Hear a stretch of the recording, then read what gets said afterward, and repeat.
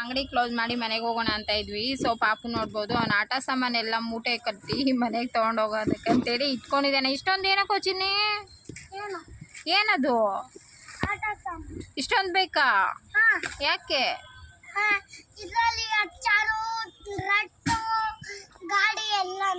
ಎಲ್ಲ ಹಾಕೊಂಡು ಮನೆಗೆ ತೊಗೊಂಡು ಹೋಗ್ಬಿಡ್ತೀಯ? ಅಂಗಡಿಗೆ ಬೇಕಾಗಿರೋದೆಲ್ಲ ನೀವು ಮನೆಗೆ ತೊಗೊಂಡು ಹೋಗ್ಬಿಟ್ರೆ ನಾನು ಹೆಂಗೆ ವ್ಯಾಪಾರ ಮಾಡೋದು? ಏನೋ ಇರು, ಹಾಯ್ ಮಾಡು. ಹಾಯ್, ಬಾಯ್, ನಾಳೆ ಸಿಗೋಣ.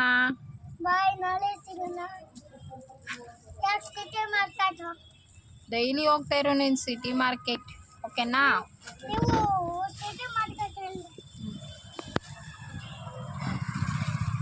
ಸುಸ್ತಾಗೋಯ್ತಾ?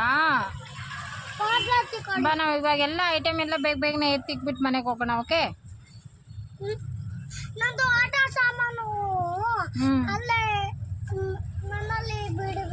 ಮನೆಯಲ್ಲಿ ಇಡ್ಬೇಕಾ? ಇಲ್ಲೇ ಇರ್ಲ, ಅಂಗಡಿಯಲ್ಲೇ ಇಟ್ಟು ಹೋಗೋಣ? ಮನೆಗೆ ತಗೊಂಡು ಹೋಗೋಣ? ಅಲ್ಲೇನಕ್ಕಪ್ಪ, ಅಲ್ಲಿ ಬೇರೆ ಐಟಮ್ ತಗೊಂಡ್ಬರ್ಬೇಕು.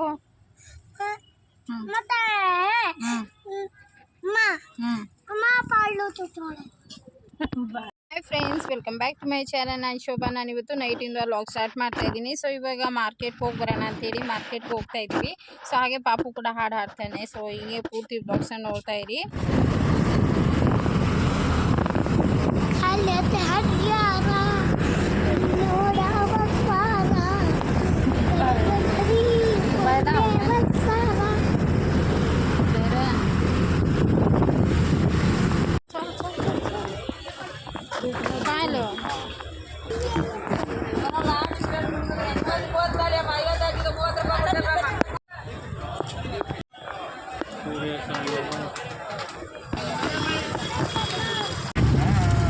ಇದು ನೈಟು ನಾವು ಬರ್ತಾ ಇರುವಾಗ ವಿಡಿಯೋ ಮಾಡ್ಕೊಂಡಿದ್ದು. ನೈಟ್ ಬರಬೇಕಂದ್ರೆ ವಿಪರೀತ ಮಳೆ ಇತ್ತು, ಮತ್ತು ಬಸ್ಗಳು ಸಿಗಲಿಲ್ಲ ಅಂತ ಹೇಳಿಬಿಟ್ಟು ಸೊ ಆಟೋ ಮಾಡಿಕೊಂಡು ಅಂಗಡಿ ಹತ್ರ ಬಂದು ಐಟಮ್ಗಳು ಇಟ್ಬಿಟ್ಟು ಇನ್ನು ಮನೆಗೆ ಹೋದ್ವಿ ನೈಟು. ಮಳೆ ನೋಡಿ ಫ್ರೆಂಡ್ಸ್, ಎಷ್ಟು ಮಳೆ ಬೀಳ್ತಾ ಇದೆ. ಬೆಳಿಗ್ಗೆಯಿಂದ ಮಳೆ ಬೆಚ್ಚಗಿದ್ದೀವಿ ಅಂಗಡಿಯಲ್ಲಿ.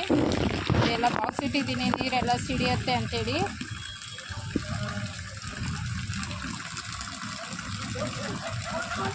ಇಲ್ಲೆಲ್ಲ ನೀರು ಸಿಡಿಯುತ್ತೆ. ಸೊ ಹಾಗಾಗಿ ಇಲ್ಲಿ ಬಾಕ್ಸ್ ಇಟ್ಟರೆ ನೀರು ಸಿಡಿಯಲ್ಲ ಅಂತ ಈ ಥರ ಬಾಕ್ಸ್ ಇಟ್ಟಿದ್ದೀನಿ. ಸೊ ಅಂಜಲಿ ಇಲ್ಲಿ ಊಟ ಮಾಡ್ತಾವಳೆ ಇವಾಗ ಸಂಜೆ ಟೈಮ್. ಮಳೆಯಲ್ಲಿ ಚಳಿ ಇದೆ. ಮತ್ತು ಚೇತು ಪಾಪು ಇಬ್ಬರು ಇಲ್ಲಿ ಮಲಗವ್ರೆ. ನಮ್ಮ ಮನೆಯವ್ರು ಇಲ್ಲಿ ಮಲಗವ್ರೆ ನೋಡಿ, ಎಲ್ಲ ಬೆಚ್ಚಗೆ ಮಲಗವ್ರೆ. ಇಲ್ಲಿ ಗುಂಡ ಕೂಡ ಬೆಚ್ಚಗೆ ಮಲಗವ್ರೆ. ಮಳೆ ಅಂತ ಎಲ್ಲರೂ ಬೆಚ್ಚಗೆ ಮಲ್ಕೊಂಡಿದ್ರು. ಸೊ ನಾನು ಹಾಗಾಗಿ ಆಚೆ ನೋಡಿ ನೀರು ಎಷ್ಟೊಂದು ಬೀಳ್ತಾ ಇದೆ ಅಂಥೇಳಿ. ಮತ್ತು ನಾವು ಮಾರ್ಕೆಟ್ಗೆ ಹೋಗಿದ್ದಿದ್ದು ಕೆಲವು ಐಟಮ್ಸ್ಗಳು ಬೇಕಿತ್ತು. ಸೊ ಅದನ್ನೆಲ್ಲ ತಗೊಂಡು ಸೊ ಬಂದ್ವಿ. ವಿಪರೀತ ಏನು 9:30 ಆದರೆ ಬಸ್ಗಳೆಲ್ಲ ಒಂದು ಅರ್ಧ ಗಂಟೆ ನಿಂತ್ವಿ. 10 ಗಂಟೆ ಆಗ್ತಾ ಬಂದರೂ ಬಸ್ಗಳು ಬರಲಿಲ್ಲ.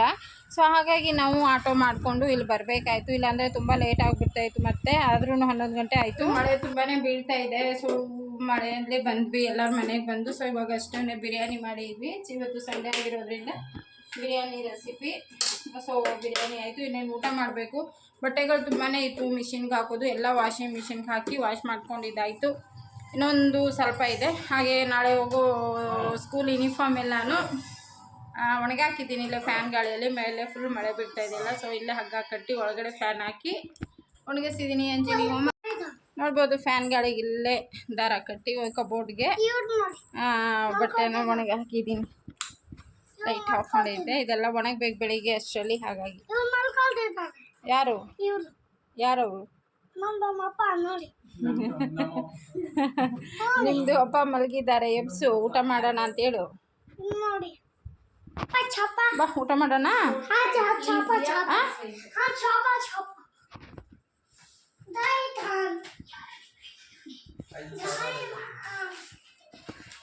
ಇವತ್ತು ದೋಸೆಗೆ ನೆನೆಸ್ಕೊಂಡ್ಬಿಡೋಣ ಅಂಥೇಳಿ ಒಂದು 5ರಿಂದ 6 ಗ್ಲಾಸ್ ಆಗೋಷ್ಟು ಅಕ್ಕಿನ ಹಾಕ್ಕೊಂಡಿದ್ದೆ. ಸೊ ಅದು ಅಕ್ಕಿ ಸೊಸೈಟಿ ಅಕ್ಕಿ, ಬೇರೆ ಇನ್ಯಾವುದು ರೈಸ್ನ ಮಿಕ್ಸ್ ಮಾಡೋದಿಲ್ಲ. ಸೊಸೈಟಿ ಅಕ್ಕಿ ಹಾಕಿ ಸೊ ನಾನು ಮೆಂತೆ ಒಂದು ಸ್ವಲ್ಪ ಜಾಸ್ತಿನೇ ಹಾಕ್ಕೊತೀನಿ. ಒಂದು 2ರಿಂದ 3 ಸ್ಪೂನ್ ಆಗೋಷ್ಟು ಅಕ್ಕಿ ಜಾಸ್ತಿ ಇರುತ್ತಲ್ವ, ಹಾಗಾಗಿ ನೋಡಿ ಇನ್ನೂ ಜಾಸ್ತಿನೇ ಹಾಕ್ಕೊಳ್ತೀನಿ.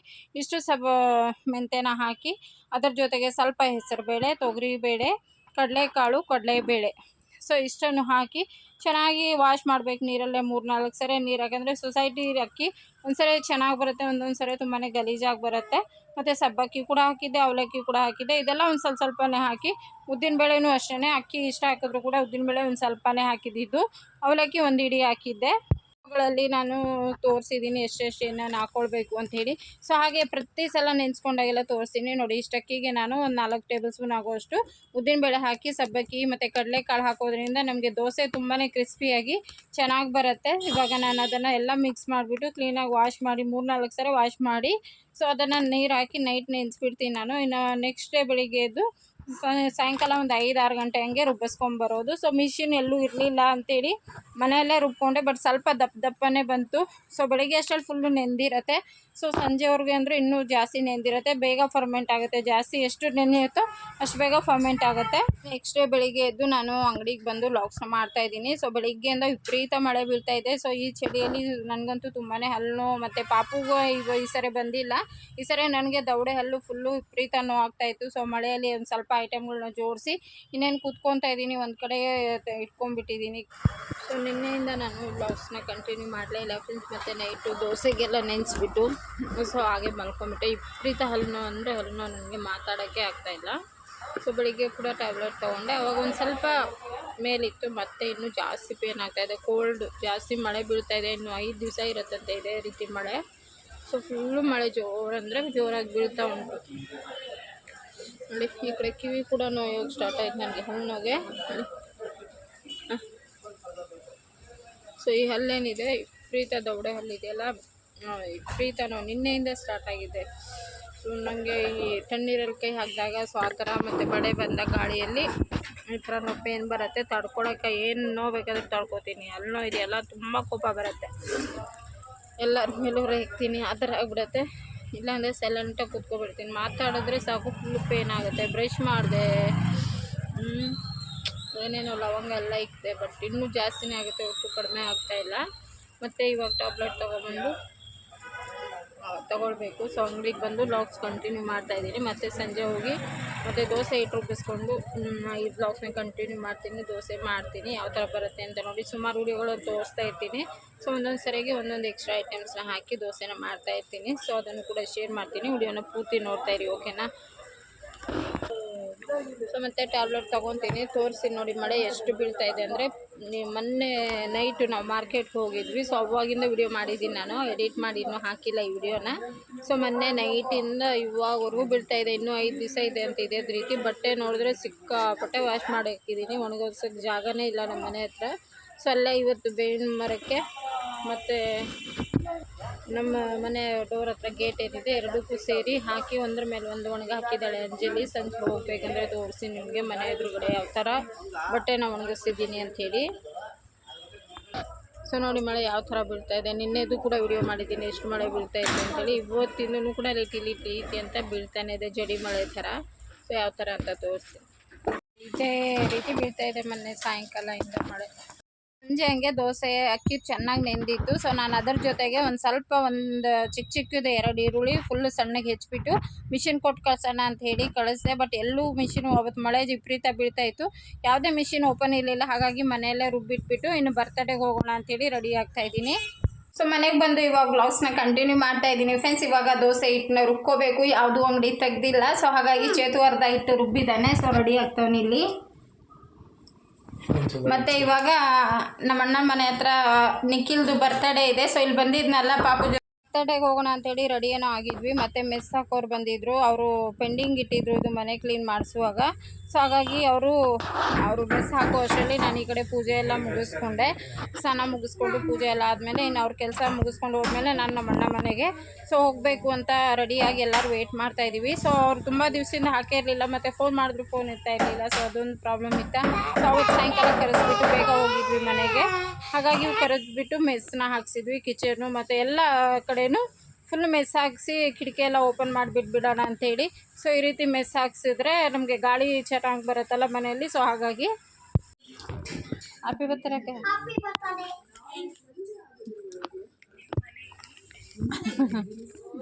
ನಮ್ಮ ಅಣ್ಣನ ಮಗಂದು ಬರ್ತ್ಡೇ ಇತ್ತು. ಹಾಗಾಗಿ ಇಲ್ಲೇ ಪಕ್ಕದಲ್ಲೇ ಇದ್ದೀವಿ. ನಮ್ಮ ಅಣ್ಣಂದು ಮನೆ ಮತ್ತು ನಮ್ಮ ಮನೆ, ಅಕ್ಕನ ಮನೆ, ಸೊ ಎಲ್ಲರ ಮನೆಯೂ ಪಕ್ಕದಲ್ಲಿ ಇರೋದ್ರಿಂದ ಸೊ ಹಾಗೆ ನಡ್ಕೊಂಡೇ ಬರ್ತಡೇಗೆ ಹೋಗ್ಬಿಟ್ಟು ಊಟ ಮಾಡಿಬಿಟ್ಟು ಅವ್ನಿಗೆ ವಿಶ್ ಮಾಡಿ ಕೇಕ್ ಎಲ್ಲ ತಿಂದುಬಿಟ್ಟು ಸೊ ಮನೆಗೆ ಬಂದ್ವಿ. ಸೊ ನಾಚ್ಕೊತಾ ಇದ್ದಾನೆ ನಿಖಿಲ್ಲು. ಸೊ ನಮ್ಮ ಮನೆಗೆಲ್ಲ ಬಂದು ಇದ್ದ. ಇವಾಗ ಸ್ಕೂಲ್ ಸ್ಟಾರ್ಟ್ ಆಗಿದೆ ಅಂತ ಹೇಳಿ ಬರ್ತಾ ಇಲ್ಲ. ಇನ್ನೇನು ಮತ್ತೆ ಸ್ಕೂಲ್ ರಜೆ ಆದರೆ ಮತ್ತೆ ನಮ್ಮ ಮನೆಗೆ ಕೂಡ ಬರ್ತಾನೆ ಪಾಪು ಜೊತೆ ಆಡೋಕ್ಕೆ. ಇಬ್ಬರು ಚೆನ್ನಾಗಿ ಆಟ ಆಡ್ತಾ ಇರ್ತಾರೆ. ಸೊ ಹಾಗಾಗಿ ಇವಾಗ ಕೇಕ್ ಕಟ್ಟಿಂಗ್ನ ಮಾಡಿಸ್ತಾ ಇದ್ದಾರೆ.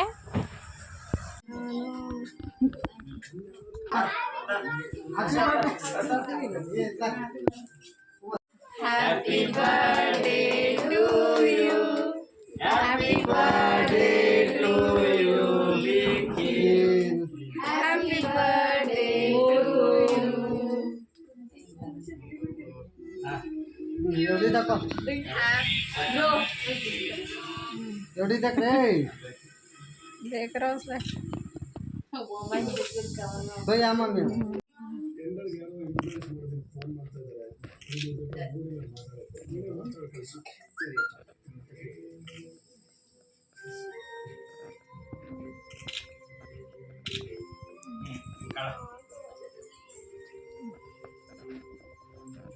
देखो अब देखो ना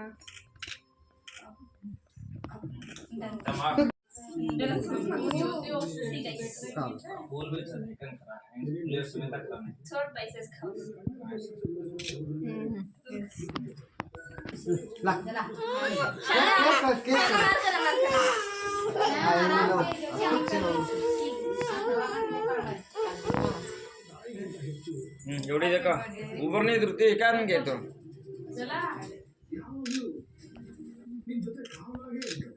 चतो तुझं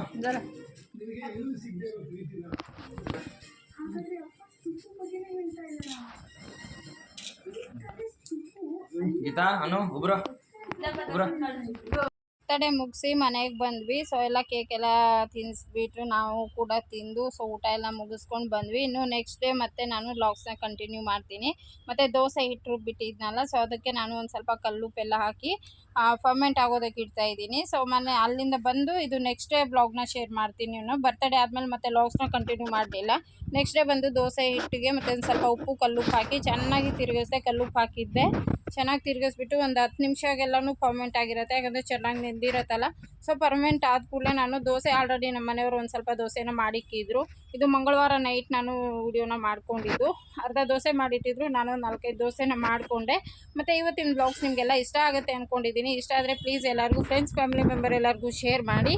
ಸೊ ವಿಡಿಯೋ ಹೇಗೆ ಅನ್ನಿಸ್ತು ಅಂತೇಳಿ ತಪ್ಪದಿರ ಕಮೆಂಟ್ ಮಾಡಿ. ಯಾರು ಸಬ್ಸ್ಕ್ರೈಬ್ ಮಾಡಿಲ್ಲ ಅಂದರೆ ಸಬ್ಸ್ಕ್ರೈಬ್ ಮಾಡ್ಕೊಳ್ಳಿ. ಎಷ್ಟೋ ಜನ ಸಬ್ಸ್ಕ್ರೈಬ್ ಮಾಡಿದ್ದೀರಾ, ಬಟ್ ವಿಡಿಯೋನ ಕಡಿಮೆ ಜನ ನೋಡ್ತಾ ಇದ್ದೀರಾ. ಆದಷ್ಟು ಎಲ್ಲರೂ ನೋಡಿ. ಸೊ ನೀವು ನೋಡೋದ್ರಿಂದ ನನಗೆ ತುಂಬಾ ಹೆಲ್ಪ್ಫುಲ್ ಆಗುತ್ತೆ. ಸೊ ನಾನೆಲ್ಲ ವಿಡಿಯೋಗಳು ಹೇಗಿರುತ್ತೆ ಅಂತ ಹೇಳಿ ತಪ್ಪದಿರ ಕಮೆಂಟ್ ಮಾಡಿ ಫ್ರೆಂಡ್ಸ್ ಅಂತ ಹೇಳ್ತಾ ಇವತ್ತಿನ ಬ್ಲಾಗ್ಸ್ನ ಸೊ ಈ ರೀತಿಯಾಗಿತ್ತು. ಸೊ ಇವತ್ತಿನ ಬ್ಲಾಗ್ ಇಲ್ಲಿಗೆ ಎಂಡ್ ಮಾಡಿ ಮತ್ತೆ ನಾಳೆ ಇನ್ನೊಂದು ಹೊಸ ರೂಟೀನ್ ಜೊತೆ ಮತ್ತೆ ಸಿಗೋಣ ಫ್ರೆಂಡ್ಸ್. ಮತ್ತು ನನಗೆ ಟೈಮ್ಗಳೇ ಸಾಲ್ತಾ ಇಲ್ಲ. ಸೊ ಹಾಗಾಗಿ 3-4 ದಿವಸ ಒಂದೊಂದು ವಿಡಿಯೋನ ಮಾಡಿ ಈ ಥರ ಎಡಿಟ್ನ ಮಾಡಿ ಅಪ್ಲೋಡ್ ಮಾಡ್ತಾ ಇದ್ದೀನಿ. ಇನ್ನೇನು ನೈಟು ನಾನು ಒಂದು ಸ್ವಲ್ಪ ದೋಸೆಗಳನ್ನ ಹಾಕ್ಕೊಂಡೆ. ನಮ್ಮ ಮನೆಯವರು ಆಲ್ಮೋಸ್ಟ್ ದೋಸೆಗಳನ್ನ ಮಾಡಿದರು. ಮತ್ತು ಅಂಗಡಿಯಿಂದ ಕೂಡ ತುಂಬಾ ಲೇಟಾಗಿ ಮನೆಗೆ ಹೋಗ್ತಾ ಇದ್ದೀವಿ. ಹಾಗಾಗಿ ವಿಡಿಯೋ ಮಾಡೋಕ್ಕಾಗಿಲ್ಲ. ಒಂದು ಸ್ವಲ್ಪ ವಿಡಿಯೋ ಮಾಡ್ತೀನಿ, ಮತ್ತೆ ಮಲಗ್ತೀನಿ, ಮತ್ತು ಬೆಳಿಗ್ಗೆ ಎದ್ದು ಮತ್ತೆ ಇನ್ನೊಂದು ಸ್ವಲ್ಪ ವಿಡಿಯೋ ಮಾಡಿ ಆ ಥರ 4-5 ದಿವಸ ವಿಡಿಯೋನ ಮಾಡಿ ಈ ರೀತಿ ಅಪ್ಲೋಡ್ ಮಾಡ್ತಾಯಿದ್ದೀನಿ. ಮತ್ತು ರೆಸಿಪೀಸ್ ಎಲ್ಲನೂ ಜಾಸ್ತಿ ಶೇರ್ ಮಾಡ್ತಾಯಿದ್ದೀನಿ. ವಿಡಿಯೋ ಮಾಡೋದಕ್ಕೆ ಇಲ್ಲಿ ಜಾಗ ತುಂಬಾ ಕಡಿಮೆ ಇದೆ. ಸೊ ನಮ್ಮ ಮನೇಲಿ ಹಾಗಾಗಿ ಕಡಿಮೆ ವಿಡಿಯೋನ ಮಾಡ್ತಾಯಿದ್ದೀನಿ. ಸೊ ಇವಾಗ ನಾನು ಕೂಡ ಒಂದು ಸ್ವಲ್ಪ ದೋಸೆ ಎಲ್ಲ ಮಾಡ್ಕೊತಾ ಇದ್ದೀನಿ. ತುಂಬಾ ಸ್ವಲ್ಪ ಕ್ರಿಸ್ಪಿಯಾಗಿ ಬಂತು. ಯಾಕಂದರೆ ಇನ್ನೂ ಚೆನ್ನಾಗಿ ಫರ್ಮೆಂಟ್ ಆಗಿದ್ದರೆ ದೋಸೆಗಳು ಮಾತ್ರ ತುಂಬಾ ಚೆನ್ನಾಗಿ ಕಲರ್ ಸೇಮ್ ಹೋಟ್ಲಲ್ಲಿ ಯಾವ ಥರ ಇರುತ್ತೋ ಅದೇ ರೀತಿ ಬರುತ್ತೆ. ಸೊ ನೀವು ಬೇಕಾದರೆ ಟ್ರೈ ಮಾಡಿ. ಇಷ್ಟೇ ನೆನೆಸಿ ನಾನು ಏನೇನು ನೆನೆಸ್ಬೇಕು ಅಂತ ಕೂಡ ಶೇರ್ ಮಾಡಿದ್ದೀನಿ. ವಿಡಿಯೋ ಇಷ್ಟ ಆಯಿತು ಅನ್ಕೋತೀನಿ ಫ್ರೆಂಡ್ಸ್. ಮತ್ತು ನಾಳೆ ಬ್ಲಾಗಲ್ಲಿ ಸಿಗೋಣ. See you in the next blog. Thank you.